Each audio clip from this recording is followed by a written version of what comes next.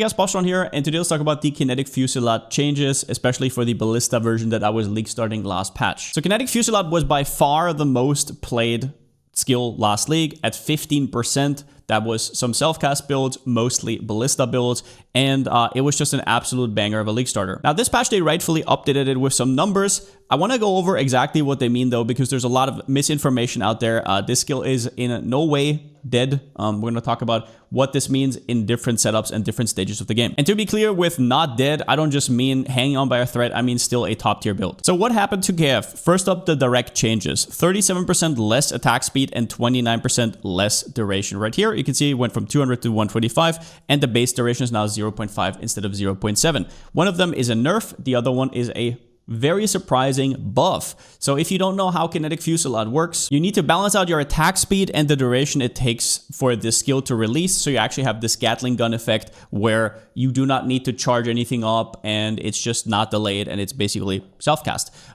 That is the whole point of it. And this is now a lot easier. Not only because this is a buff, but the 37% less attack speed is also a slight buff. Now, obviously, let's not sugarcoat this. That is 37% less damage. However, less attack speed also means, once again, that you don't really have to fight against the less duration as much. If you guys remember why Ballista support is so good on the Kinetic Fusillade, it is because the downside comes in the form of 50% less attack speed. But let's go through the rest because there's some other stuff. So Ballista support, first and foremost, got nerfed. This is around about 9% less damage. And then we also have the Hierophant changes, which Ritual of Awakening got its damage reduced from 5 to 3% per totem, which also turns out to be, in this version at least, a 9% nerf. There's also some small passive tree changes, which are combined here at a 4% nerf.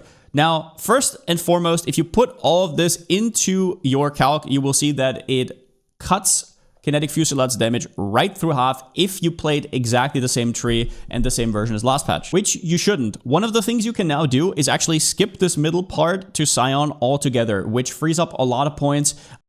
To be exact, a point for something like a second cluster jewel setup in total, which makes up for a lot of the damage lost. It is especially crazy while leveling, but we'll go over that in a second. Now, what does it mean to not have to use reduced duration at all anymore? So the only thing you will need on the new version is less duration support, and it also gets buffed because less duration support will now have 30% quality if it is in a red socket. One other thing that it means is that you will have full uptime on guard skills, and you can now use stuff like Val Haste because you're not reducing the duration of anything anymore but your main skill. So for example, you will notice that last league I used something like Dynamo right here to make up for a little bit of the duration lost on the guard skills to get it back to like 80% of what it was. Val Haste was basically a no-go, and a lot of other utility skills that I maybe don't think about right now are now up in the open. While progressing, you also don't need to use stuff like Warp Timepiece or Time Clasp anymore whatsoever, which is a buff for SSF especially,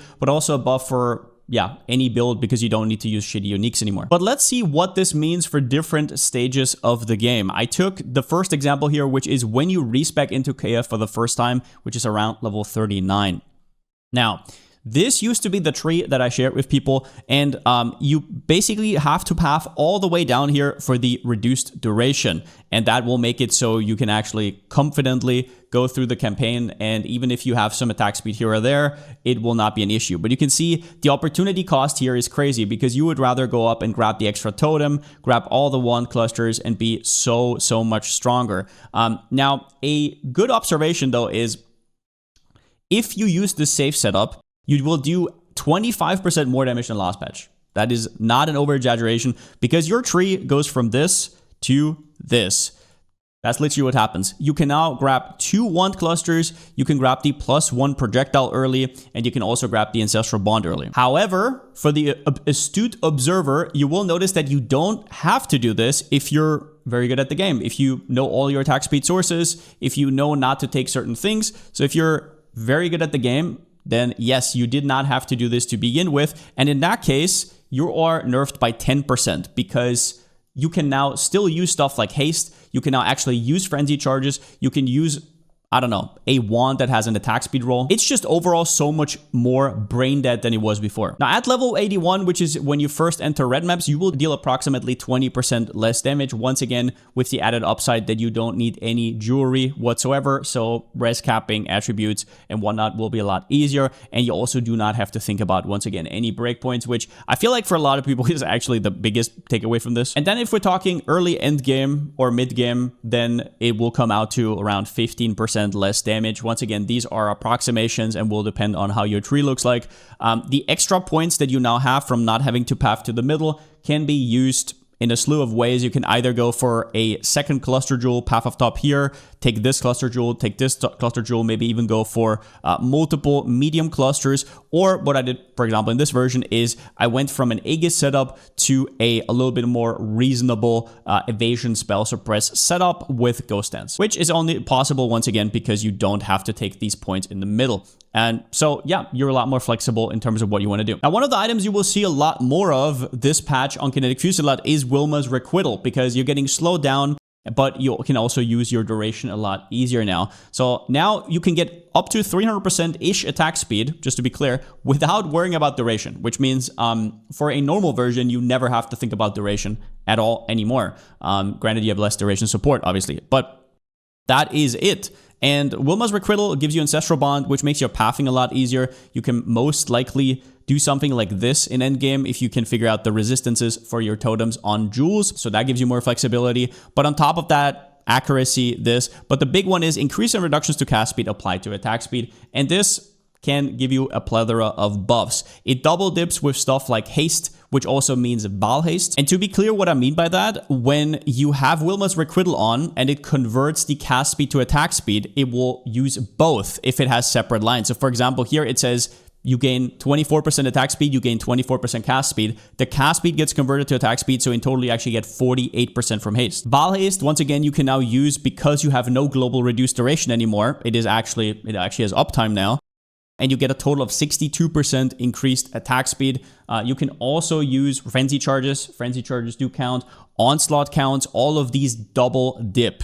And then also Soul Eater at the end. However, I've heard some things about Coiling Whispers. In fact, I was watching Poopbutt's video the other day about Kinetic Fusillade, and he kind of argued that maybe it's actually Kinetic Fusillade is buffed because you can now use Coiling Whispers on Wilma's. I personally don't believe that whatsoever, because I've tried several setups to get the this to work. If you don't know what that means, doesn't matter. But there's like some cheese with temporal chains and with resetting your curse over and over. But that one got nerfed in, I think, 3.27. And ever since then, it's not really ever been the same. And I want to remind you that this tech only works if you use reduced duration.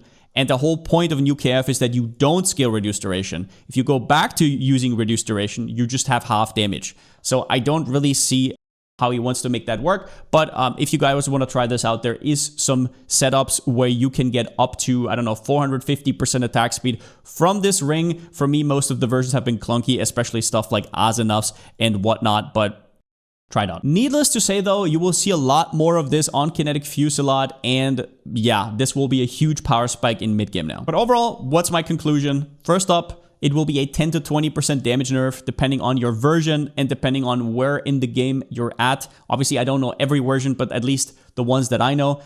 The damage will be slightly more delayed, at least until you have your Wilmas and you have a lot of your attack speed set up. While leveling, though, it will be a lot easier. So there you go. Wilma's Requital will be a huge power spike now, and it will be used across the board. And the biggest upside here is the build becomes extremely easy to maneuver now. The amount of questions I've gotten, or but people accidentally bricked their build because they had too much attack speed here, or they forgot to not go for an attack speed one. You can now do all of those things, and it's gonna be fine, which for me, in terms of the build making process, is gonna be a lot nicer. There's no more duration scare. Now, what does that mean? Is that a big nerf for a skill that had 15% play rate? No. This skill is still going to be top tier. I will 100% update the guide. I might also have to make a new video because the way the duration now scales is completely different. Will I be league starting this? Good question. I've not been too hyped by a lot of the spell changes, but I will be looking into playing something new, hopefully. But this is my fallback plan. And there's also still patch notes to come, as Andrew hinted at. In any case, though, the max roll guide will be updated and there might be another video.